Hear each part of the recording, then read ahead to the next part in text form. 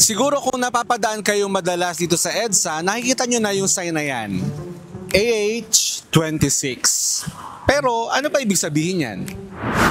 Kala mo ba ang EDSA ay ordinaryong kalsada lang? Mali! International Highway pala siya.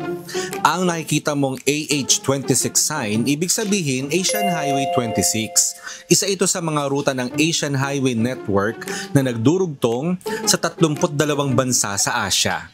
Dito sa Pilipinas, mula Lawag hanggang Zamboanga, sakop lahat ng AH26. At oo, kasama ang EDSA sa ruta. Kaya kapag bumibiyahe ka sa Quezon City, Ortigas o Makati, technically, nasa international route ka na. Maraming akala, local road code lang ang AH26. Pero ang totoo, ang 26 ay route number na binigay ng United Nations mismo sa Pilipinas.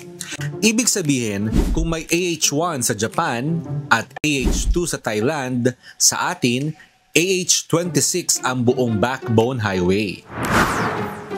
So next time na mapapadaan ka sa EDSA at nakita mo ang signage na yan, tandaan mo, hindi lang basta tukol yan sa trapiko, kundi isang signage na nag-uugnay sa Pilipinas sa buong Asia. Sana may natutuhan kayo at laging tatandaan, mapalad po ang tao na nakakasumpaw ng karunungan at ang tao na nagtatamo ng kaunawaan.